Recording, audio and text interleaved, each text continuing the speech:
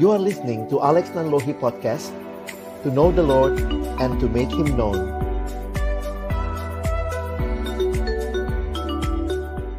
Shalom, selamat malam teman-teman yang dikasihi Tuhan. Bersyukur sekali boleh melayani. Ini benar-benar rally 2 hari di Toraja saya ya. Kemarin dengan adik-adik siswa dan hari ini dengan teman-teman alumni. Bersyukur untuk anugerah Tuhan boleh mempertemukan kita. Dan mari kembali kita berdoa sebelum kita membahas tema ini. Mari kita berdoa. Kami bersyukur kepadamu Tuhan bahwa semua hal terjadi di dalam izin dan kehendak-Mu. Tidak ada satupun hal di luar kehendak Tuhan, termasuk pertemuan online kami sore hari ini. Dari berbagai tempat yang berbeda, Tuhan kumpulkan kami sebagai saudara seiman, boleh bersekutu memuji memuliakan nama-Mu. Dan tiba waktunya bagi kami untuk membuka firman-Mu ya Tuhan. Karena itu kami mohon biarlah waktu kami membuka firman-Mu, bukalah juga hati kami. Jadikanlah hati kami seperti tanah yang baik, supaya ketika benih firman Tuhan ditaburkan boleh sungguh-sungguh berakar, bertumbuh, dan juga berbuah nyata di dalam kehidupan kami. Berkati baik hamba-Mu yang menyampaikan, setiap kami yang mendengar. Tuhan tolonglah kami semua, agar kami bukan hanya menjadi pendengar-pendengar firman yang setia, tapi mampukan dengan kuasa daripada-Mu ya Tuhan, kami dimampukan menjadi pelaku-pelaku firman-Mu di dalam kehidupan kami. Bersabdalah ya Tuhan, kami umat-Mu sedia mendengarnya, dalam satu nama yang kudus, nama yang berkuasa, nama Tuhan kami Yesus Kristus. Kami menyerahkan pemberitaan firman-Mu. Amin. Ya, teman-teman yang dikasihi Tuhan, sekali lagi saya bersyukur untuk kesempatan seperti ini dan juga tema yang bagi saya ini menantang sekali. Saya justru ingin dengar juga dari teman-teman apa yang Tuhan nyatakan buat teman-teman.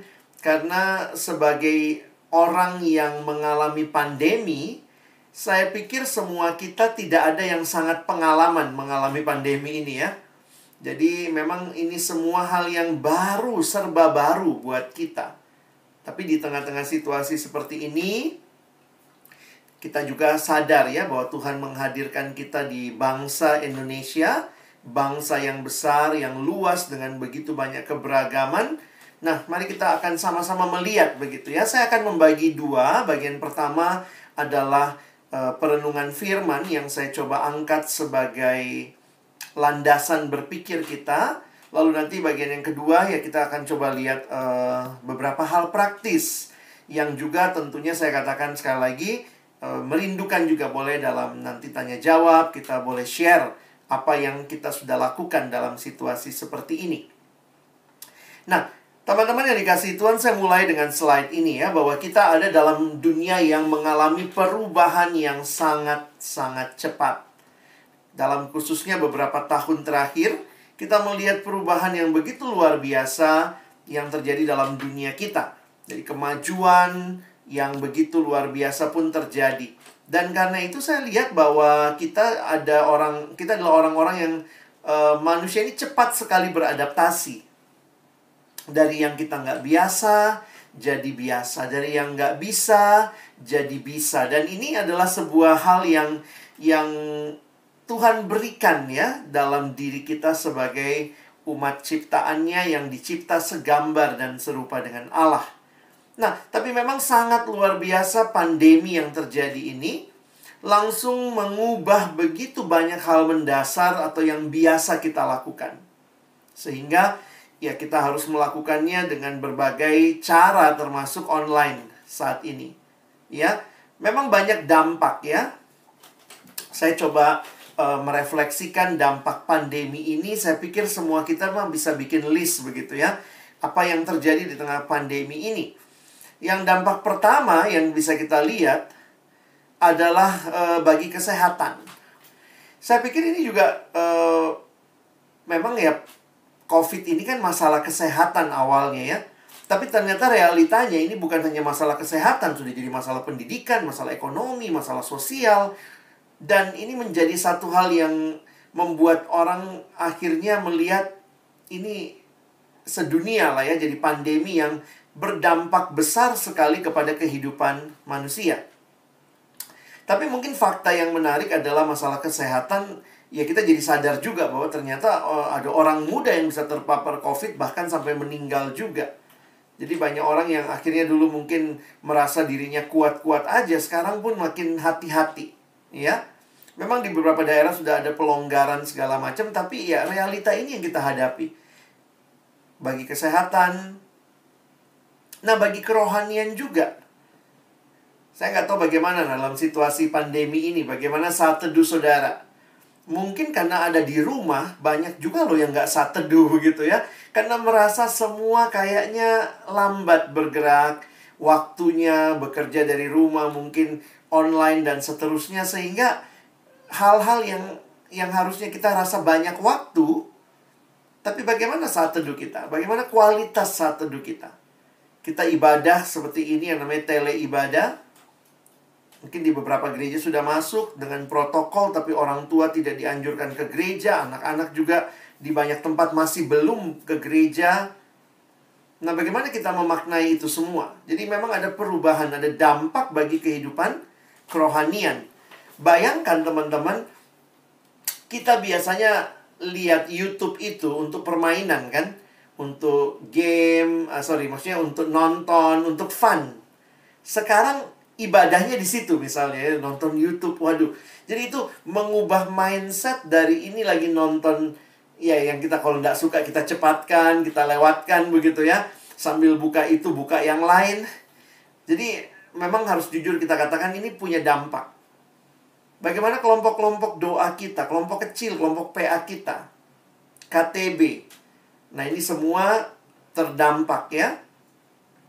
Nah, belum lagi, nah ini yang mungkin paling berasa, keluarga. Karena di banyak tempat semua ada di rumah. Tapi juga ternyata ada alumni-alumni yang terdampak dengan pekerjaan sehingga harus dirumahkan.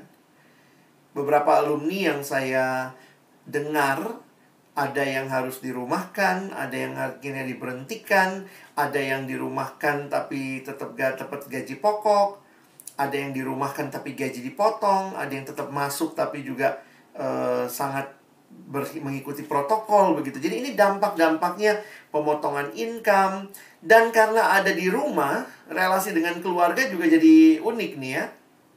Memang benar ya, kalau secara psikologis dikatakan kalau sering ketemu malah lebih sering bergesekan. Jadi bagaimana suami sama istri, belum lagi sama anak begitu. Dan ini alumni mengalami dampaknya juga.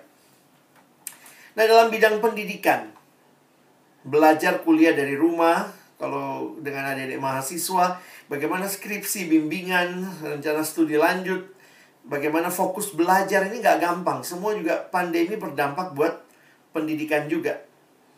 Nah, percintaan, nah juga berdampak juga ini ya. Satu kota tapi nggak bisa ketemu, jadi LDR juga begitu ya. Belum lagi buat yang lagi PDKT. Saya ingat ada satu alumni tanya sama saya, "Kak, bagaimana ini? Pas saya mau nembak, sekarang lagi COVID. Jadi akhirnya tidak bisa ketemu, bagaimana menjalin relasi." Nah ini masalah juga ya, dampak juga. Dan juga bagi masa depan. Kita nggak tahu sampai kapan, ada yang bilang sampai akhir tahun, nanti awal tahun depan baru ada vaksinnya. Kita nggak tahu sampai kapan kita akan seperti ini. Jadi banyak orang yang takut dengan masa depan, bahkan kita merasa nggak bisa planning nih. Masa depan kami aja bikin camp ini semua mesti dipikirkan ulang. Bagaimana tahun depan masih bisa apa enggak? Kita berani enggak mengadakan pertemuan? Dan ini semua sangat tergantung kondisi yang ada. Nah, jadi ini ada satu gambar. Ini dampak buat, ini yang paling real ya. Dampak buat anak sekolah minggu. Ya, coba kita lihat. Apakah anak kita begitu? 2 menit awal masih nonton kalau video sekolah minggu ya. 5 menit mulai nyender, 7 menit mulai 10 menit. Atau mungkin teman-teman bilang, itu bukan anaknya, bapaknya juga begitu gitu ya. Lagi nonton ibadah juga begitu, mamanya juga. Jadi memang nggak mudah begini ya. Semua berubah. Nah tapi saya coba mengangkat 3 persoalan utama kalau kita mau coba lihat ya. Karena ini banyak aspek, Maka yang pertama ada persoalan mental. Tidak sedikit orang yang mengalami depresi dalam situasi ini.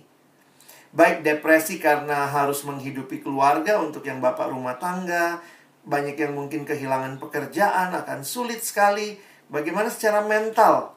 Belum lagi ternyata banyak KDRT dalam situasi seperti ini. Secara data statistik KDRT meningkat. Karena mungkin ketemu terus, tau-tau kesel gitu ya. Akhirnya melihat anak di rumah, bapaknya di rumah, mamanya di rumah, begitu ya. Jadi ada persoalan mental. Di dalam pelayanan kepada mahasiswa banyak yang ngerasa bosan.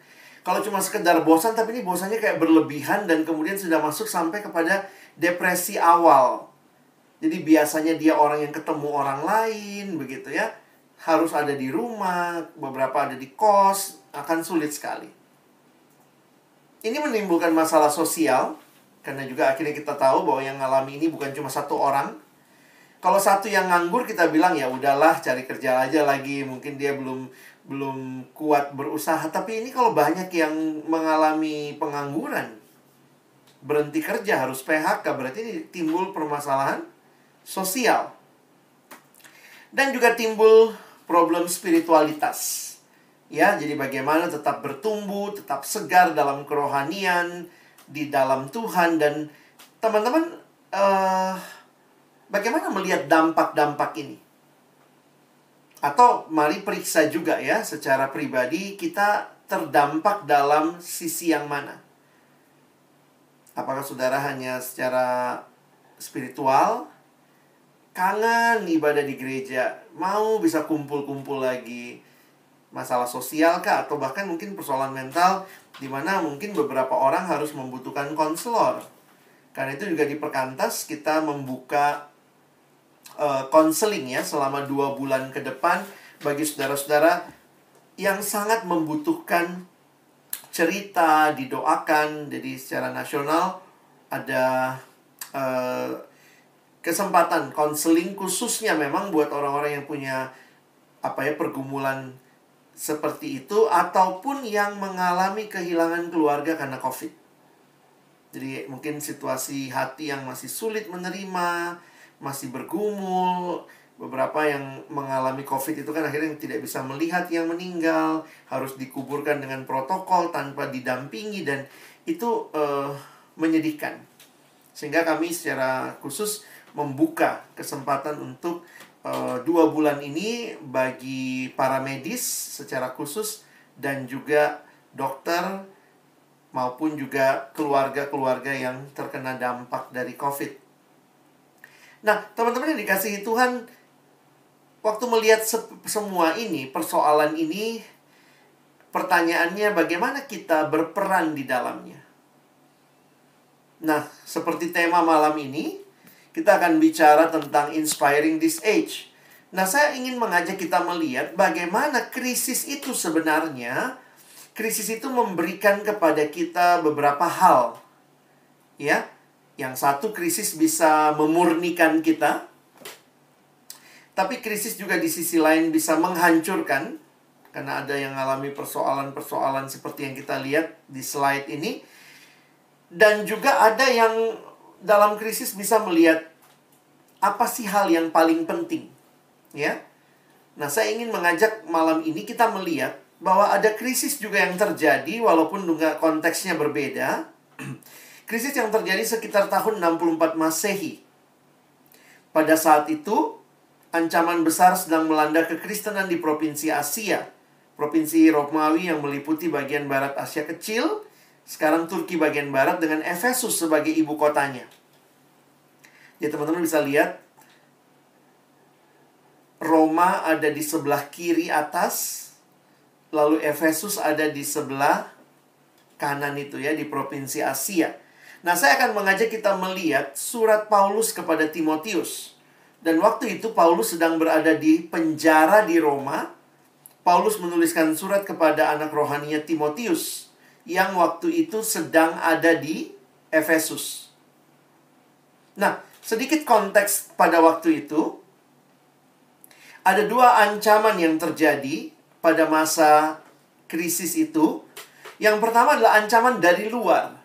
Jadi bagi gereja di abad pertama, gereja yang Timotius dampingi, ada aniaya, penderitaan dari pihak-pihak yang benci terhadap orang Kristen.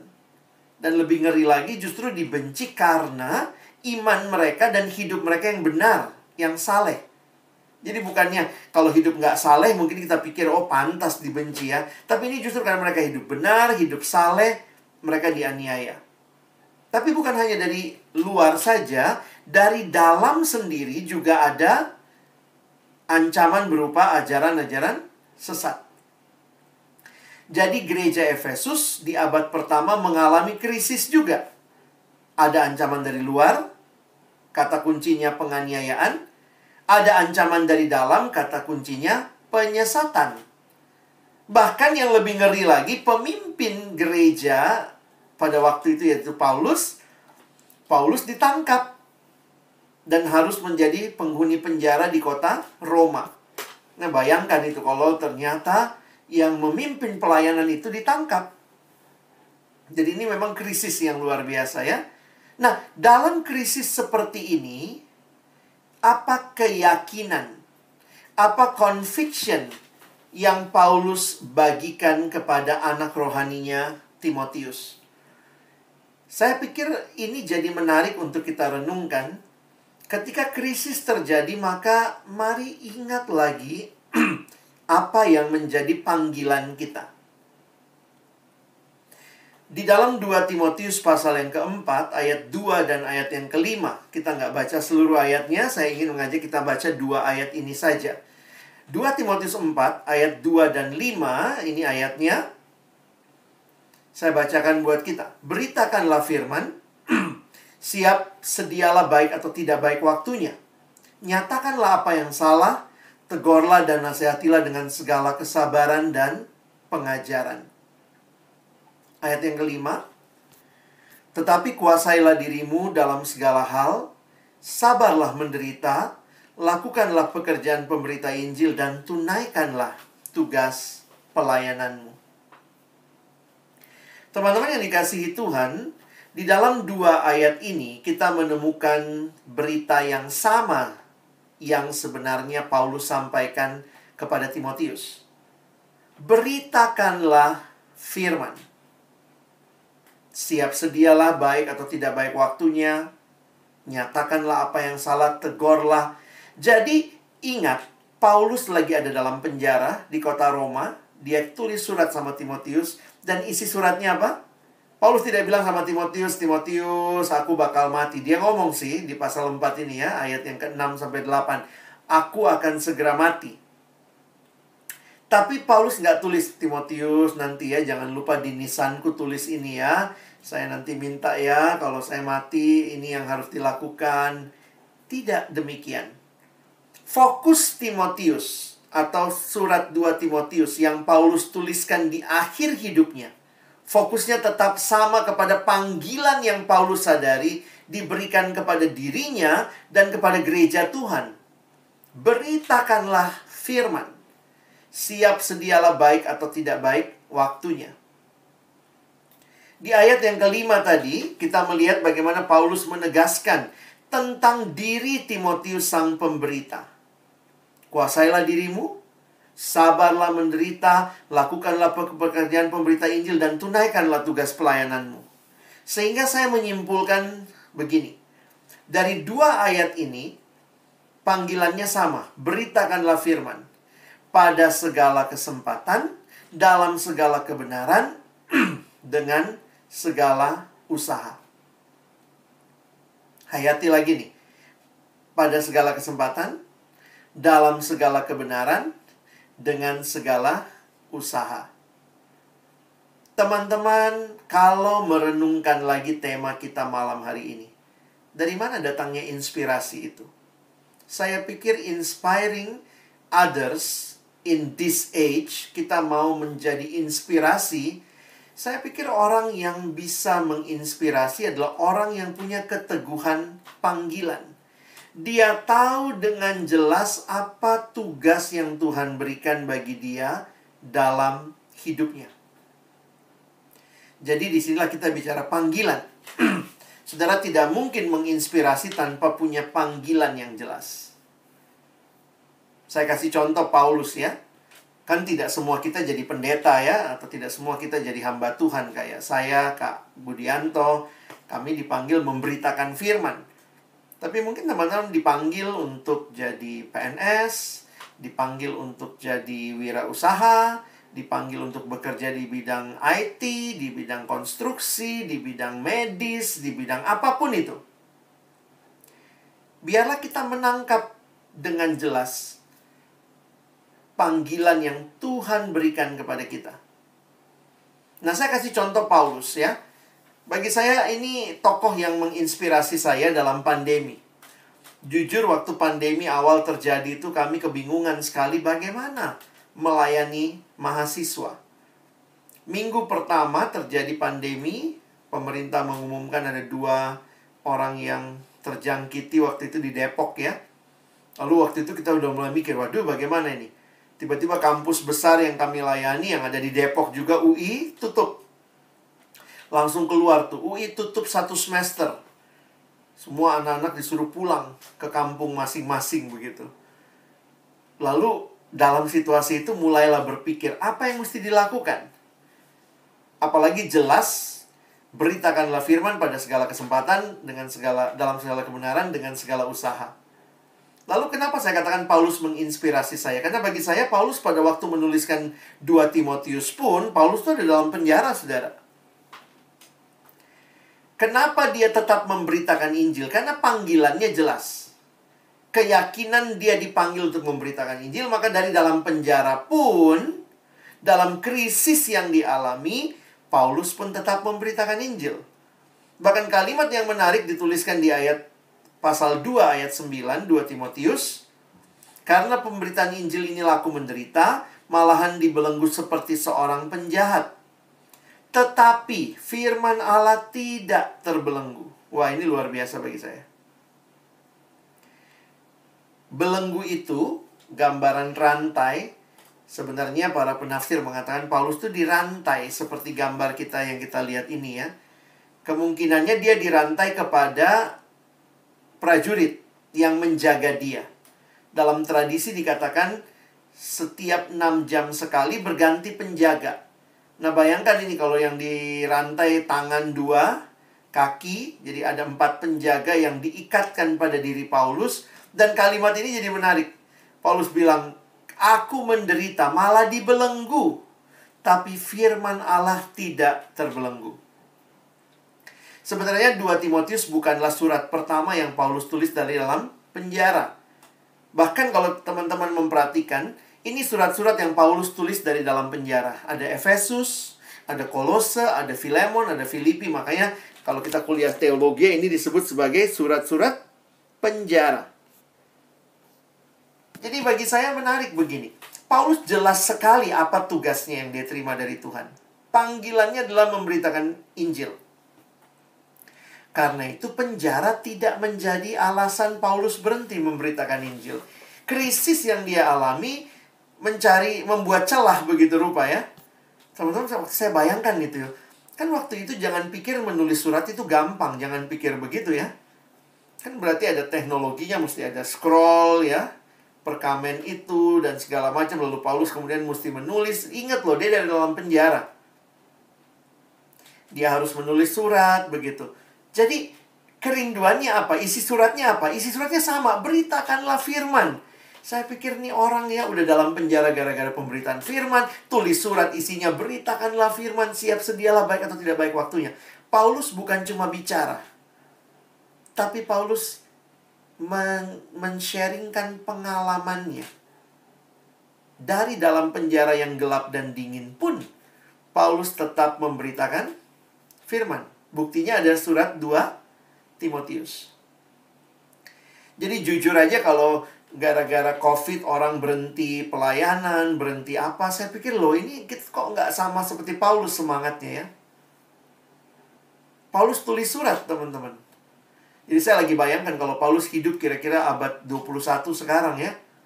Apa yang dia lakukan ya di tengah COVID, di karantina mungkin di rumah gitu ya.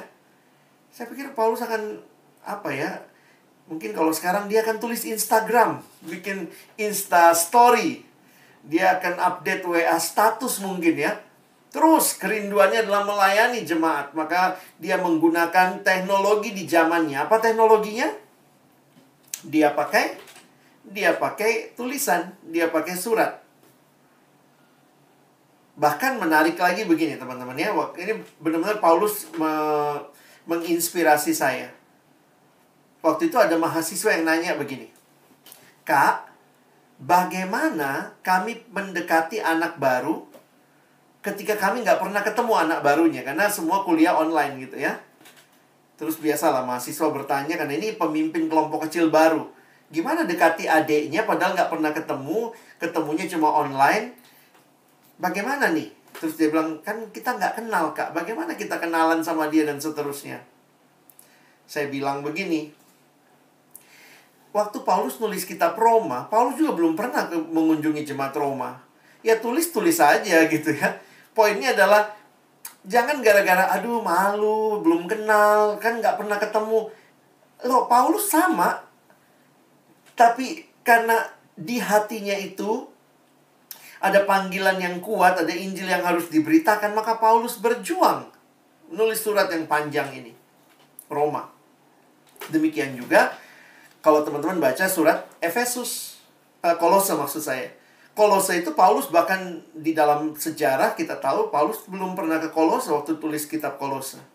Berarti dia nggak kenal jemaat juga, tapi dia nyurati mereka. Jadi jangan pilih-pilih gitu. Aduh saya nggak kenal, saya belum bisa. Kalau orang gara-gara itu menyerah, saya jujur aja pikir kok nggak sama kayak Paulus ya. Apa Paulus yang nggak ada malunya ya? Atau kita yang terlalu malu? Kalau saya melihatnya ini bukan masalah malu, tapi masalah kejelasan panggilan. Karena itu ada kalimat yang menutup perenungan firman ini, yang saya renungkan juga. Kalimat yang mengatakan, firman Allah tidak akan pernah terbelenggu oleh para penentangnya, kecuali oleh pemberitanya. Jadi yang membelenggu firman Allah itu bukan prajurit Roma, bukan ya. Kalau Paulus berhenti, dia diam, nah Paulus yang membelenggu firman Tuhan. Tapi karena tidak demikian, God's word can never be chained by its opponents, only by its messengers. Jadi, kenapa saya pilih Paulus? Karena saya pikir kita banyak yang kenal Paulus, tapi mungkin kita baru sadar juga. Iya ya, Paulus tuh berjuang loh, nulis surat. Kita karena terlalu biasa nulis, sekarang kita pikir waktu itu gampang menulis. Ingat loh, dalam penjara situasi zaman itu mesti cari gulungan kitab, cari tinta untuk menulis. Bagi saya Paulus berjuang, Paulus berusaha. Jadi dari sini saya ingin kita merefleksikan tema kita malam hari ini. Bagaimana ke depan? Sebenarnya dari apa yang kita pelajari dari Paulus, semangatnya ini nih. Orang yang tahu panggilannya, kenal Tuhan yang memanggil dia, akan selalu do your best. Akan selalu memberikan yang terbaik. Jadi, hanya ketika kita jelas pengenalan akan Tuhan, panggilan Tuhan bagi kita, kejelasan itu membawa kita untuk terus Tuhan. Sampai akhir hidupku aku ingin memberikan yang terbaik. Teman-teman nanti baca ya, 1-2 Timotius 4 ayat 6-8. Paulus bahkan mengatakan, darahku sudah mulai dicurahkan sebagai persembahan saat kematianku sudah dekat. Saya pikir kenapa orang ini ya, sampai sudah mau mati saja dia masih berpikir, Tuhan bagaimana aku bisa memberitakan Injil. I will do my best. Bahkan dari penjara itu keluarlah surat yang indah ini. Bukan surat yang meratapi nasib, mengeluh sama Timotius, aduh Timotius mati saya sebentar lagi di penjara ini. Tapi surat yang mengatakan, beritakanlah firman. Dan disinilah saya pikir do your best jadi panggilan kita. Nah, tema kita malam hari ini waktu bicara inspirasi, ya ayo gitu ya, kita jadi orang yang inspiratif. Orang yang inspiratif bagi saya orang yang rendah hati dan selalu mau belajar. Inspiratif itu bukan berarti semua ide dari dia sendiri. tapi bisa jadi dia memperkenalkan ide orang lain. Itu inspiratif. Kadang-kadang kita jadi merasa saya harus punya ide yang benar-benar baru. Nggak ada yang berpikir. Nggak juga. Mungkin ide kita sudah dipikirin orang, cuma belum dibicarakan dengan jelasnya. Kita yang membicarakannya. Kita menginspirasi orang lain. Saya dalam pengalaman hidup bersyukur juga waktu melihat beberapa orang-orang yang menginspirasi, yaitu mereka yang sebenarnya ya memulai, memberi teladan, memberi contoh. Nah, saya nggak tahu teman-teman dalam pekerjaan masing-masing, dalam rangka do our best, apakah kita jadi orang yang inspiratif, ya? Tentu melayani di perkantas ya kayak kami inilah ya, beritakan firman, pimpin kelompok, pimpin PA. Tapi ketika situasi seperti ini, saya harus berpikir lagi bagaimana pelayanan di perkantas bisa dibagikan dengan baik, dengan membuat orang paling tidak berpikir sesuatu. Itu inspiratif. Nah, teman-teman bisa berpikir untuk konteks pekerjaan masing-masing begitu. Ya, jadi inspiratif. Ini semua satu keluarga ini. Inspiratif ini keluarga TIF namanya ya. Inspiratif, lalu kreatif. Dasar kita kreatif itu apa? Ya karena Tuhan pencipta kita kreatif. God is the creator. Jadi sebenarnya semua kita tuh bisa kreatif. Kreatif itu bukan cuman karena dia kalau pimpin lagu, banyak lagunya, banyak lagu gerak-geraknya, banyak permainan kalau pimpin games. Kreatif itu bukan cuma sekedar itu. Kreatif itu lebih daripada sekedar kegiatan, tetapi jiwa. Jadi bangun jiwa yang inspiratif. Sebenarnya orang yang inspiratif, kreatif itu bisa begitu rupa karena dia mau membagi kepada sesama. Ya, jadi berpikir mendalam. Edukatif. Wah, ini juga edukatif. Saya pilih-pilih gambar, udahlah gambar buku aja ya. Jadi edukatif itu kan memberikan orang lain pembelajaran. Jadi menjadi pembelajar seumur hidup. Saya pikir sih alumni-alumni pelayanan mahasiswa harusnya jadi alumni yang selalu give the best dalam hal juga edukatif. Teman-teman, situasi seperti ini nih ada banyak hal yang bisa kita akses. Bahkan juga dunia maya itu kan sangat-sangat banyak yang bisa diakses. Nah, waktu kita jadi edukatif, sebenarnya kita jadi orang yang pembelajar. Ya. Saya dalam situasi seperti ini ya kadang mendisiplin ya. Satu hari minimal dengar 2 khotbah, baca buku 10 lembar misalnya. Ya, harus punya disiplin gitu. Karena apa ya? Justru kadang-kadang kalau banyak waktu kayak begini malah nggak punya disiplin begitu. Nah, ini kita mesti memacu diri dan juga inovatif. Menemukan, menciptakan hal-hal yang baru, terobosan-terobosan. Dan sekali lagi ini semua satu keluarga ya, si TIF-TIF ini ya. Nah, saya coba mengkaitkannya begini. Ternyata semua hal ini, teman-teman, bagi saya ini berhubungan dengan proses berpikir. Kadang-kadang kita bingung gimana jadi inspiratif, gimana jadi inovatif begitu ya. Bagi saya ini sebenarnya berhubungan dengan proses berpikir. Maksudnya apa? Semua kita bisa kreatif, semua kita bisa inovatif, semua kita bisa inspiratif, semua bisa kita edukatif. Gimana caranya? Ya mikir gitu ya. Baik kita berpikir sendiri, berpikir dalam komunitas, begitu. Mari kita sama-sama berpikir. Dalam satu literatur yang membahas tentang kreativitas, dia kasih definisi kreatif begini. Kreatif adalah kemampuan untuk membuat kombinasi baru berdasarkan data, informasi, atau unsur-unsur yang ada. Membuat atau mencipta sesuatu bukan berarti harus menciptakan segala sesuatu dari yang baru. Tapi bisa merupakan gabungan kombinasi dari hal-hal yang sudah ada sebelumnya. Jadi waktu saya memperhatikan ini, iya juga ya. Coba kita lihat situasi pandemi ini. Apa yang bisa kita lakukan?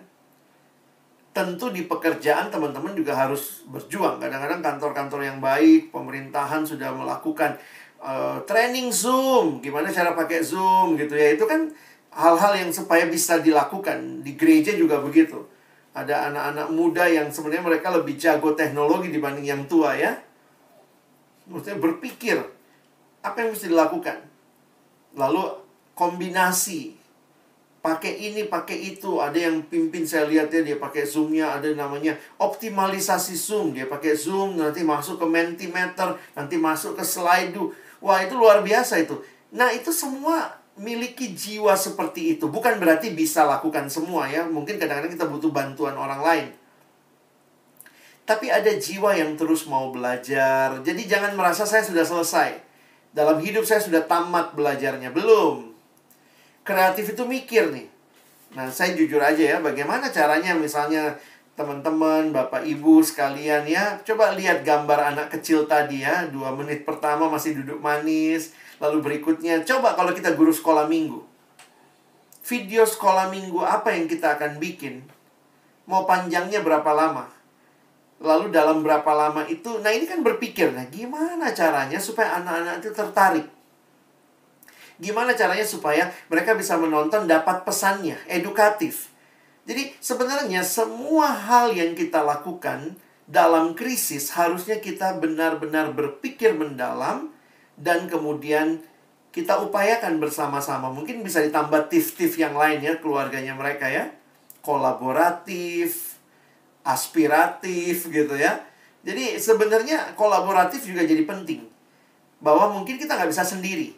Kita harus mengajak orang lain.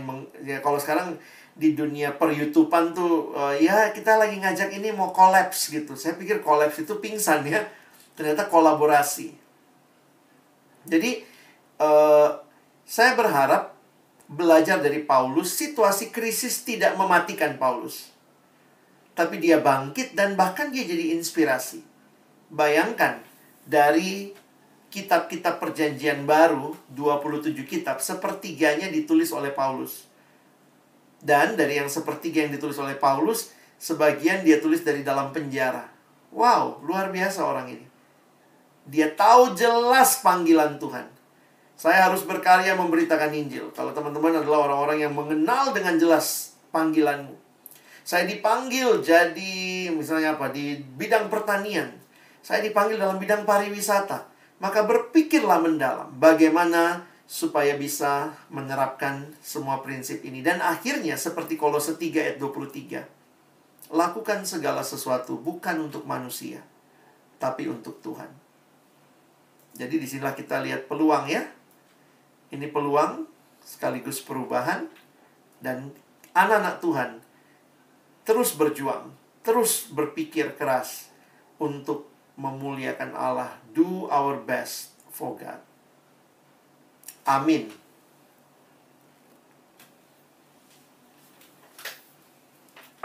Silakan, mungkin kalau ada waktu buat bertanya jawab, saya persilakan.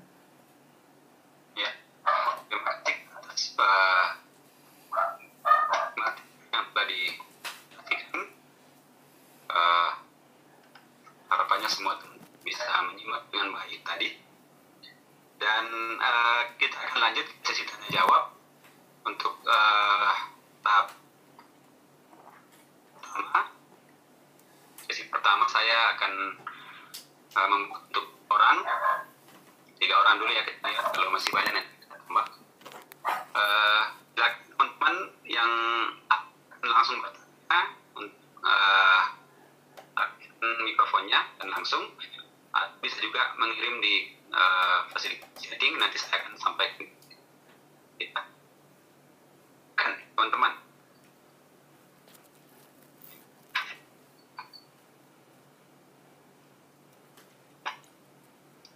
ada?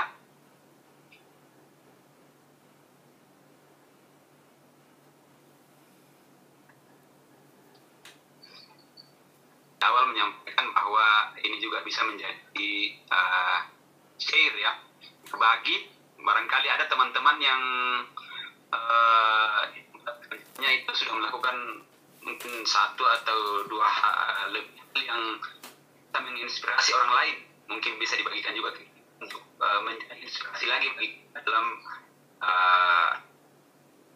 kedepannya dalam dunia kerja kita masing-masing atau pelayanan kita masing-masing. Ya, jadi bukan tidak harus boleh juga membagikan hal-hal yang mungkin kita lakukan di tempat kita masing-masing. Silakan.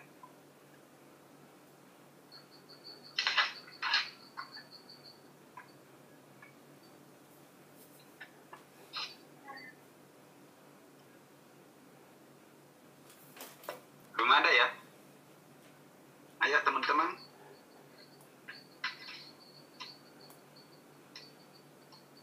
Saya kasih contoh lah ya, mungkin pengalaman saya sambil teman-teman bisa siapin pertanyaan. Jadi ketika pandemi ini terjadi, saya langsung terpikir untuk juga melibatkan staf yang lebih muda. Karena saya sadar juga saya punya keterbatasan. Karena waktu itu kita mesti membuat bagaimana ya membuat ibadah online. Ibadah online itu sebaiknya seperti apa dan segala macam. Jadi akhirnya bersyukur juga sih. Jadi menyadari bahwa kita butuh orang lain ya. Jadi saya pikir itu semangat kolaborasi itu terjadi sekali dalam situasi pandemi. Bahkan di banyak gereja. Dulu anak muda di gereja itu kayaknya tidak terlalu banyak gunanya. Tapi pas pandemi kayak, wah anak muda bisa edit video lah, bisa upload kemana. Jadi saya pikir ini kesempatan gereja juga belajar bahwa kita benar-benar saling membutuhkan. Gereja itu bukan tempatnya orang gede aja, orang dewasa saja, tapi anak muda bahkan bisa berkontribusi. Nah, di pelayanan perkantas saya pikir juga bahkan kami belajar banyak dari mahasiswa. Kadang-kadang saya belajar merendahkan hati ya untuk misalnya kalau dalam firman saya ngajari kamu, tapi dalam hal edit video tolong kau ajari saya gitu ya. Jadi mesti belajar juga untuk kolaborasi ya, termasuk belajar bertanya. Thank you.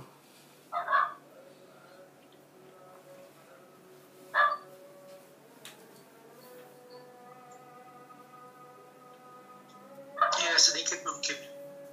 Ya, silakan Kak.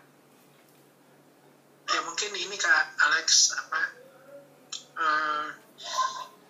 mungkin kita kalau berpikir bahwa menjadi inspirasi itu selalu terkait dengan hal-hal yang kreatif, hal-hal yang sepertinya harus inovatif. Akhirnya akan banyak orang merasa bahwa dirinya saya memang bukan orang kreatif. Saya bisa-bisa saja. Nah, padahal menurut saya menginspirasi orang itu kan tidak selalu harus melalui hal-hal yang seperti itu. Tapi justru di era pandemi seperti ini, mungkin dia punya integritas di tengah pekerjaannya, terus dia punya tanggung jawab, dia punya satu orang sudah mulai mundur, tidak terlalu bekerja lagi dengan maksimal, tapi dia tetap eksis, dia tetap menunjukkan siapa dirinya misalnya sebagai guru atau sebagai ASN atau apa yang memberi pengaruh di dalam dunia kerjanya. Itu juga menjadi orang inspirasi ya. Iya. Nah, kira-kira menurut Alex bagaimana menginspirasi dari integritas kita itu bisa menjadi inspirasi. Nah, itu mungkin Alex. Thank you Kak Anto. Saya memang melihat itu penting sekali ya. Bagaimana hidup yang kita hidupi itulah inspirasi kita juga yang kita bagikan buat orang di sekitar kita. Jadi jangan pernah merasa inspirasi itu harus jadi seperti siapa. Saya pikir Tuhan tidak minta apa yang kita nggak punya. Kita mesti ingat itu. Tuhan nggak minta apa yang kita nggak punya. Waktu dia tanya sama muridnya itu, berapa yang ada padamu? Mereka bilang 5 roti 2 ikan. Ya udah, itu yang diserahkan. Nah, ini sedikit tentang membagi inspirasi begitu ya. Sebenarnya kita itu setiap kita punya lingkaran pengaruh, sadar atau tidak. Atau paling tidak begini, kita punya orang-orang yang bisa kita pengaruhi. Nah, kok bisa begitu Kak? Ya bisa sebenarnya, logikanya begitu. Coba, kalau kita punya Facebook, kita punya Instagram, kita punya WA, coba aja dicek. Berapa banyak orang yang kita follow atau yang follow kita lah. Misalnya yang follow kita ya 15 orang gitu ya. Bayangkan tuh kalau kita update status, update story, sebenarnya kan itu kesempatan mempengaruhi orang. Jadi saya jujur aja ya bersyukur kalau lihat teman-teman yang secara konsisten dalam lingkaran pengaruhnya aja jadi inspirasi gitu ya. Akhirnya saya coba juga kan. Ya walaupun udah agak-agak bingung gitu, dulu-dulu belajar gitu. Saya belajar tuh karena saya melayani siswa. Saya lihat, oh banyak siswa di Instagram belajar bikin Insta Story. Jadi saya punya kebiasaan setiap pagi saat teduh saya ya saya bagi aja.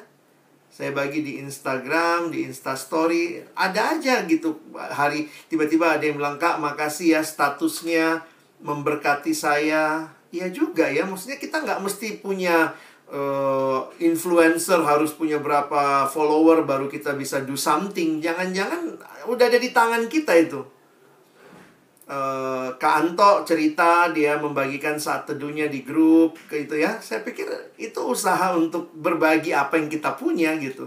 Dan itu real ya. Ya diketik lah dengan apa kita bagi. Ternyata ada yang posting lagi ke grup keluarganya. Kadang-kadang saya nggak pernah kepikir apa yang bisa kita lakukan hanya dengan mengupdate status yang sesederhana itu ya. Selain tadi ya kita kerja itu tentunya juga jadi teladan, jadi integritas.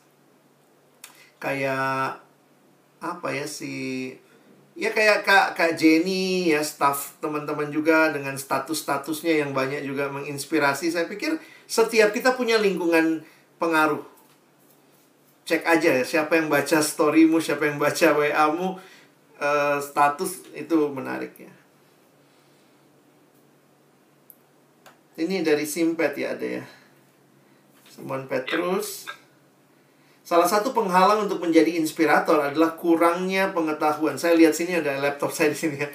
Salah satu kurangnya pengetahuan dan self-esteem yang rendah. Lalu bagaimana menangkap peluang pelayanan di masa pandemi.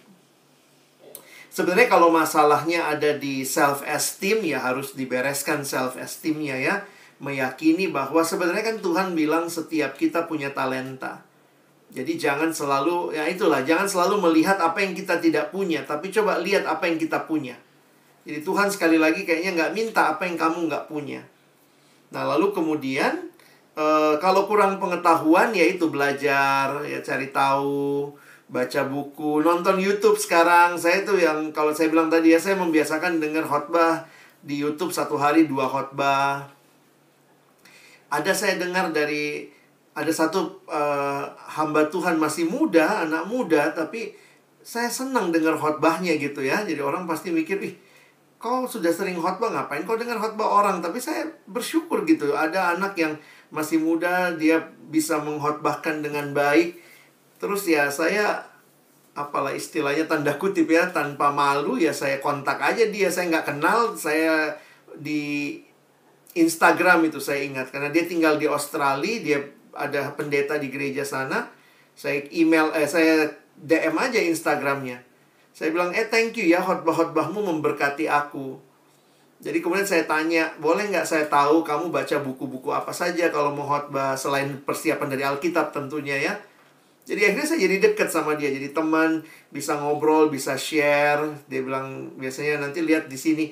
Dan bagi saya Nggak masalah belajar dari anak yang lebih muda, lebih kecil. Saya punya pengalaman, tapi mungkin dia juga punya sesuatu yang dia miliki yang bisa kita berbagi.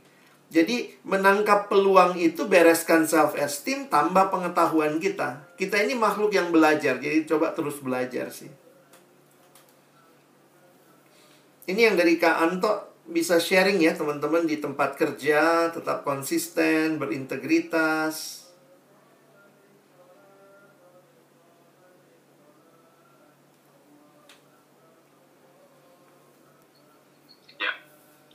Lain kalau masih ada silakan.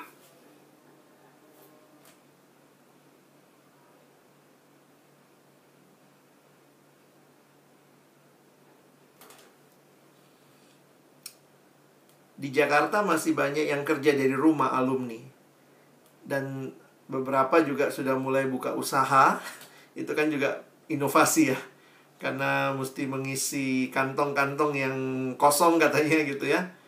Nah, tapi saya menarik waktu ketemu satu alumni, dia bilang begini, saya tetap integritas, saya tahu saya masih digaji oleh perusahaan saya, jadi dia menjalankan usahanya di hari libur. Jadi bagi saya juga itu integritas ya ternyata ya, walaupun nggak ada yang lihat. Kan orang di kantor paling juga nggak tahu lah ya, kita bilang aja masuk jam 8 sampai jam 5 sore.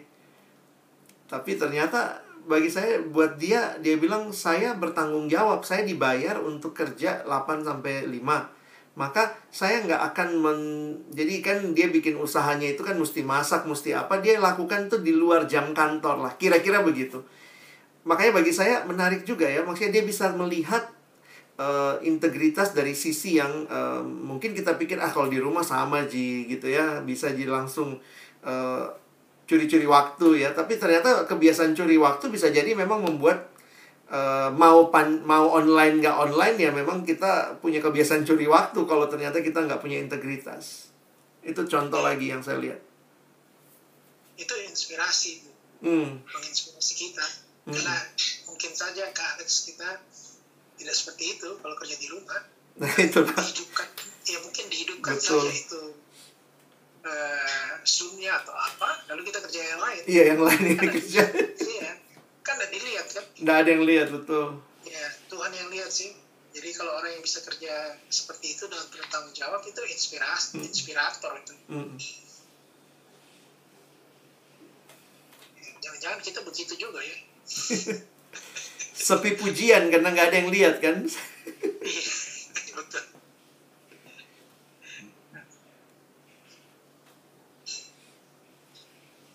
Teman-teman masih ada? Ada yang sharing ini?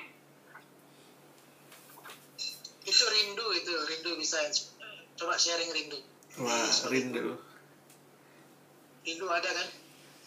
Profesinya apa kalau rindu? Guru. Wah, ini guru kita mesti banyak belajar ini. Gimana? Iya, guru Kak. Silakan. Rindu sharing.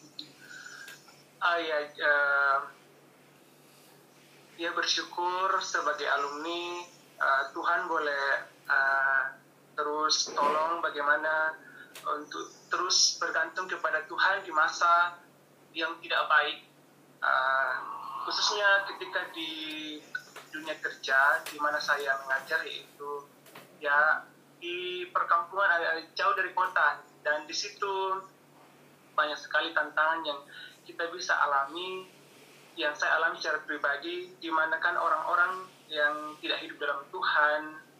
Dan selama 5 tahun di sana, dalam beberapa tahun itu memang saya agak kaku menghadapi orang-orang seperti itu. Jadinya juga ikut mungkin baper ketika orang memberikan reaksi yang tidak baik, atau reaksi yang reaksi yang tidak baik ketika saya mengutarakan pendapat untuk melakukan hal yang benar. Misalnya ketika ujian nasional, saya kan guru bahasa Inggris, dan waktu itu kan sudah ditentukan bahwa kelulusan kan di sekolah yang menentukan, jadi bukan ujian nasional. Dan waktu itu saya hadir di sekolah ketika ujian nasional itu, dan saya dipanggil oleh seorang guru bahwa bantu dong siswa untuk mendongkrak nilainya.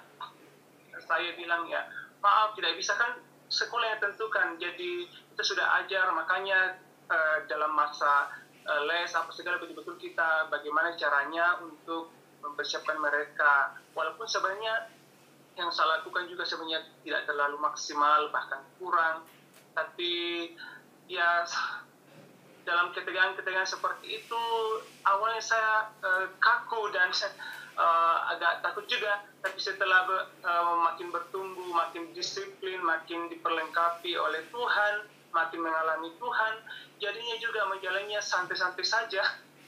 Jadinya ya bersyukur untuk itu. Jadi sekarang ada bukan lagi takut, tapi makin didewasakan bagaimana diri saya makin dibentuk, makin dipersiapkan bagaimana menghadapi orang-orang yang seperti demikian. Dan ya itu yang saya syukuri, bahwa sekarang lebih dewasa, lebih bisa lagi mengelola perasaan, mengelola sikap untuk memberikan tanggapan yang baik ketika orang memberikan reaksi yang tidak baik kepada saya. Ya mungkin seperti itu. Dan sebenarnya masih banyak sekali hal-hal yang saya alami, tapi mungkin itu saja yang bisa saya bagikan ke Alex. Tanto juga tadi pancing untuk saya coba ya. Kita perlu dengar cerita seperti ini ya. Tapi Kak Alex dia punya cerita menarik juga itu. Coba Rindu cerita share tentang waktu menolong nenek itu.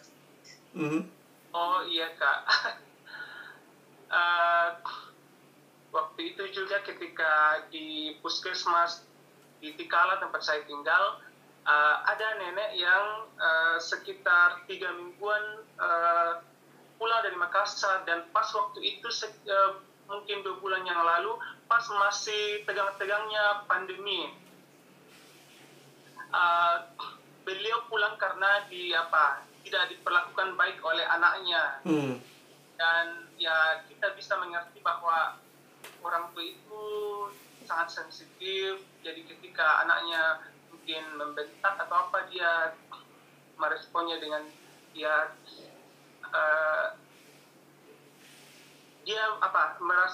merasa tidak terima anaknya, dan dia pulang ke kampung dengan keadaan yang sebenarnya tidak sehat, kurang sehat. Dia sudah membawa penyakit bawaan kayak ada gangguan liver, kemudian juga apalagi saya lupa penyakit yang satu, tetapi keluarga di situ tempat dia tinggal tidak ada satupun yang mau mendekati.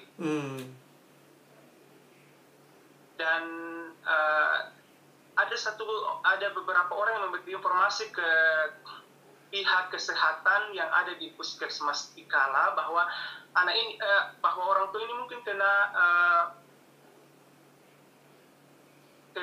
penyakit COVID-19, dan makanya ya jadi semua orang di Tikala itu jadinya takut untuk menolong nenek ini, padahal nenek ini sangat butuh pertolongan. Dan kita punya salah satu alumni yang menjadi kepala puskesmas di situ, namanya Dr. Arida. Dr. Arida itu sementara pus memikirkan siapa yang akan menemani untuk mengantar nenek ini ke puskesmas, ke rumah sakit rujukan, karena memang harus dites dan lain sebagainya, karena masyarakat sudah mulai khawatir dan tidak mempedulikan. Dan waktu itu saya juga mengantar orang tua ke puskesmas, dan saya ketemu dengan Dr. Arida, dan Dr. Arida mengatakan bahwa minta tolong sekali bagaimana supaya kita bisa mengantar nenek ini, karena satu orang pun tidak ada yang mau ikut. Bahkan orang-orang kita yang menjadi tenaga kesehatan di puskesmas itu, satu orang pun tidak ada yang mau. Dan ya makanya Dr. Arida bilang, karena pas waktu itu masa-masa pasca, kami ada atribut salib yang dipasang di depan rumah, dan Dr. Arida bilang cabut saja karena tidak ada yang mencerminkan kasih di situ. Ya, dan Dr. Arida bilang, tolong kamu siap bagaimana caranya supaya kita antar, supaya orang tenang, tidak kacau. Dan sebenarnya saya juga ya ada cemas juga, tetapi yang saya ingat waktu itu, yang penting kita memakai APD yang memadai.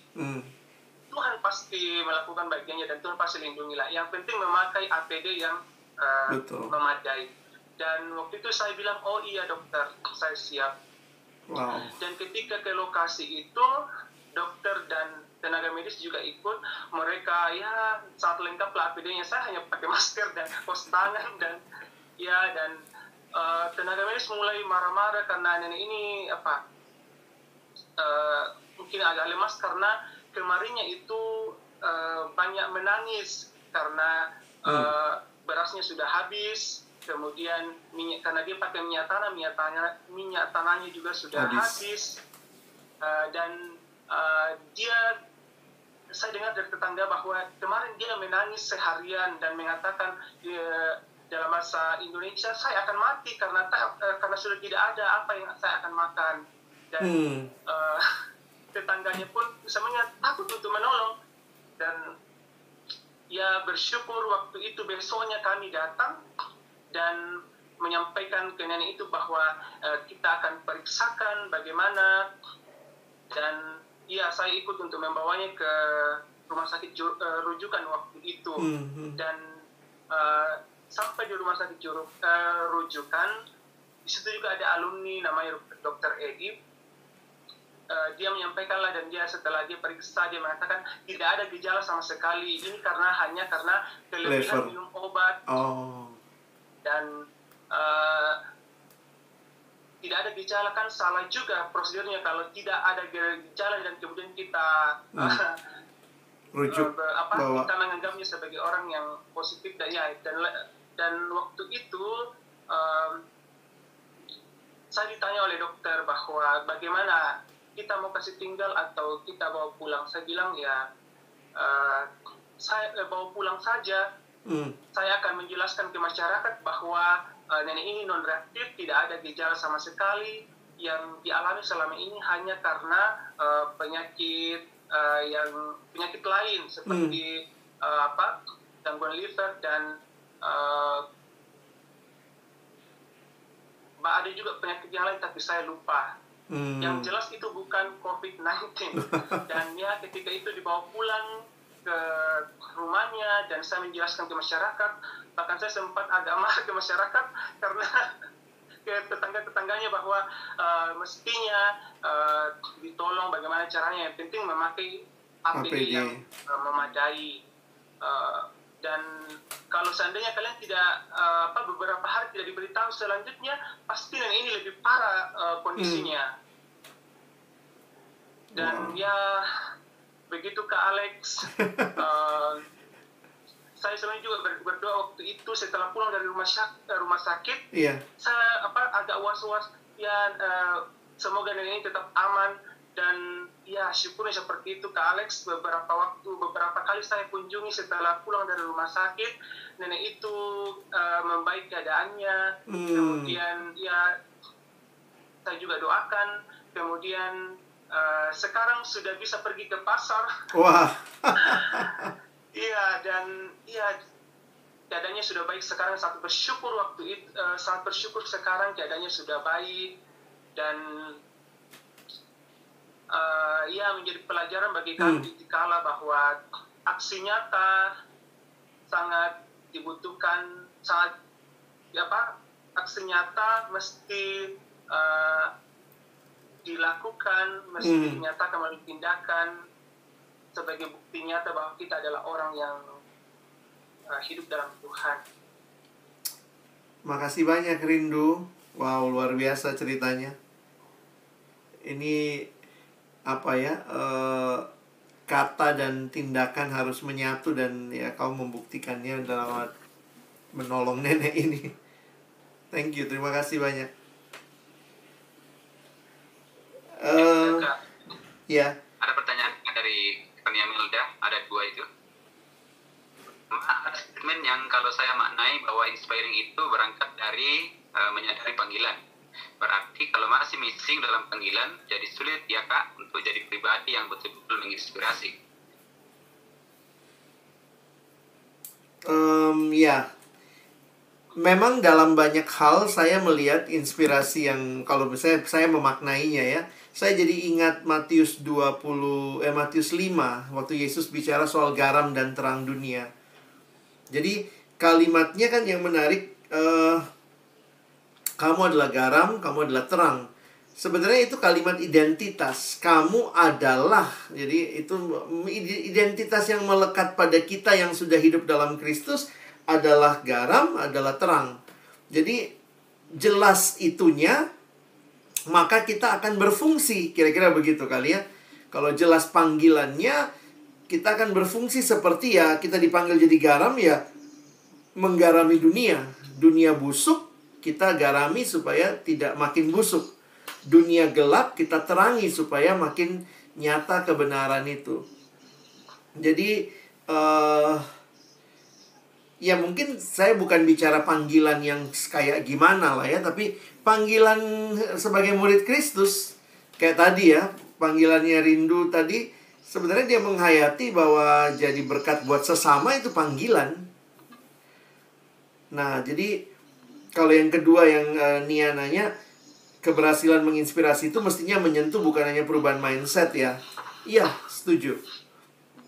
Karena pohon dikenal dari buahnya. Jadi dari mana kita tahu mindsetnya berubah? Sebenarnya juga kita berharap ketika tindakan yang lahir dari mindset yang berubah, tentunya juga orang bisa pura-pura ya.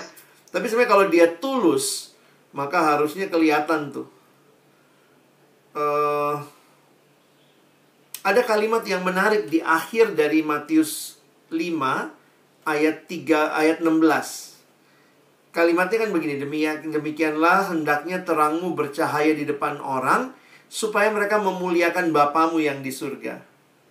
Saya melihat iya ya, ketika kita pun berhasil menginspirasi ya, orang melihat terang kita, tapi sebenarnya ingat yang dimuliakan adalah Bapa kita yang di surga.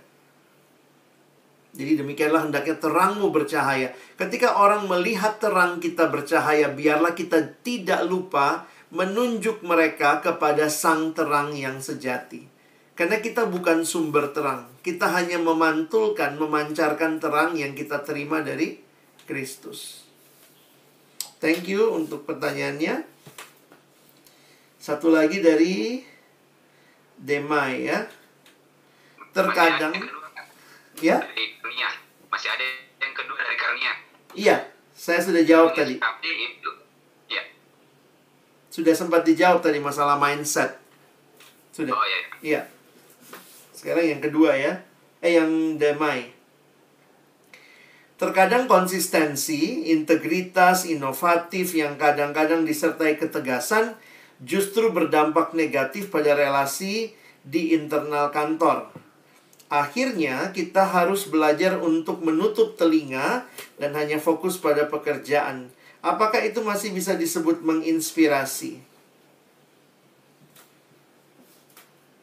Kalau lihat konteksnya mungkin apa ya?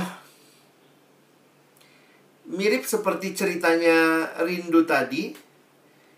Seorang abang yang kita kenal juga, mungkin ada yang kenal Bang Peter Yakob, dulu mantan ketua BPN Perkantas.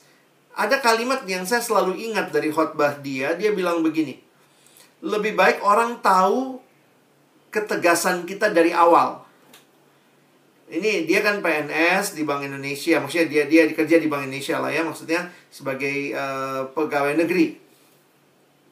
Bagi saya yang menarik adalah kalimat dia itu mengingatkan, karena banyak orang berpikir begini, nanti kalau saya punya posisi, barulah nanti saya ketunjukkan integritas saya. Jadi kalau masih level-level bawah, ya sudahlah, bos suruh bohong-bohong dikit, ya sudahlah. Jadi kayaknya kita lebih takut sama atasan kita daripada sama Tuhan.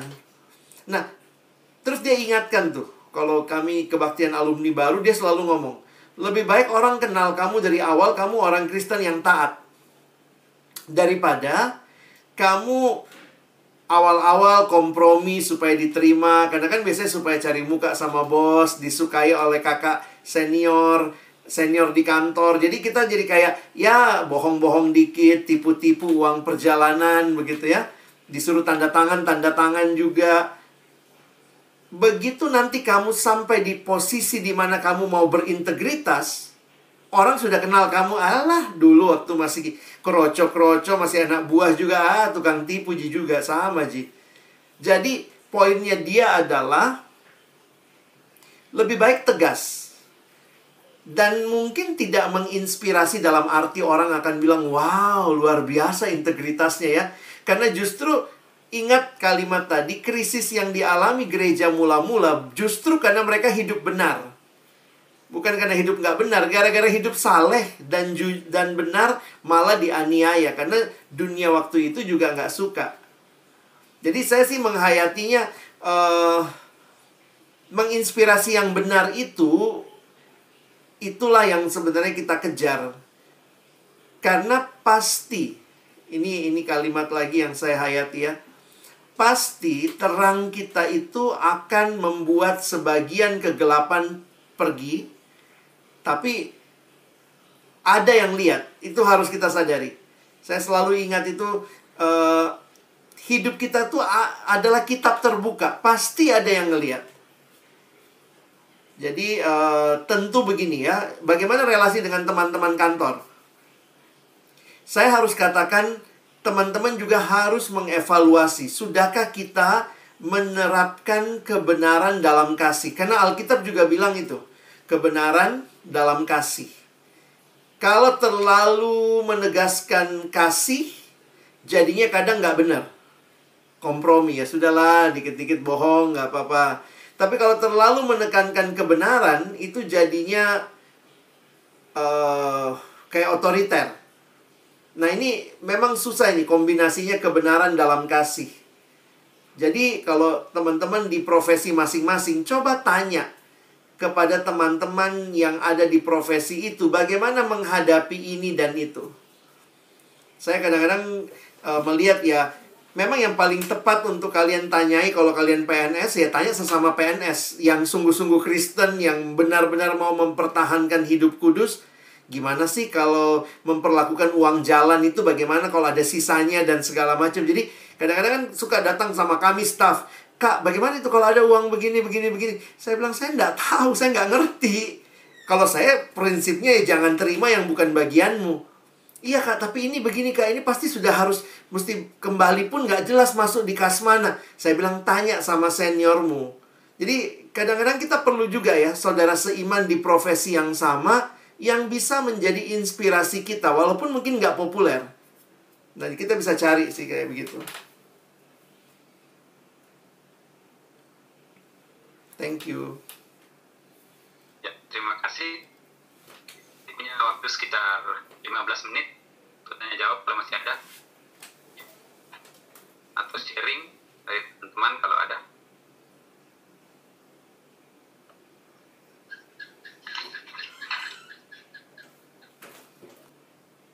Teman-teman, dari presentasi Alex tadi kemudian dilanjutkan dengan beberapa penjelasan dari pertanyaan yang disampaikan,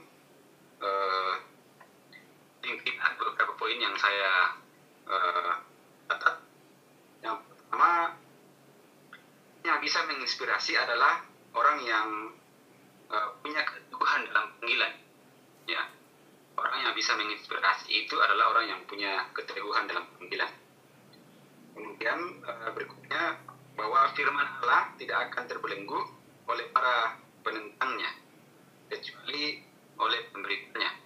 Ya, jadi kalau orang sudah berhenti, kalau kita sudah berhenti memberitakan firman, itulah firman terbelenggu.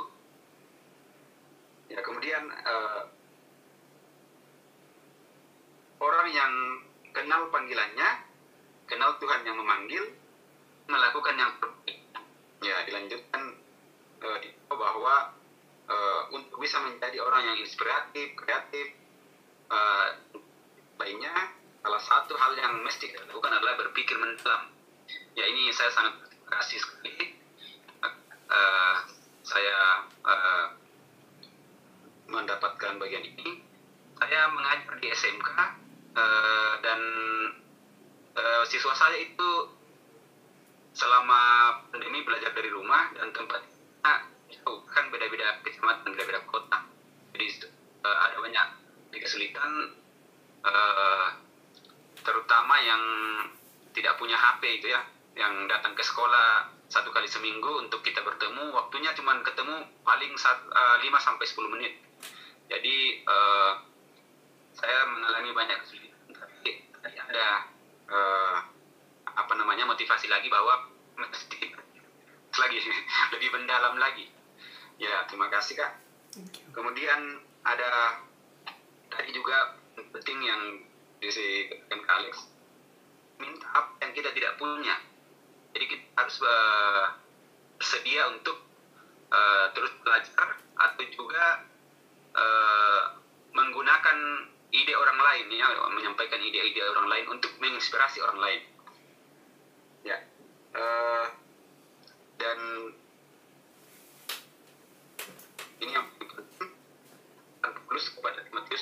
kita firman pada segala kesempatan, dalam segala kebenaran, dan dengan segala usaha.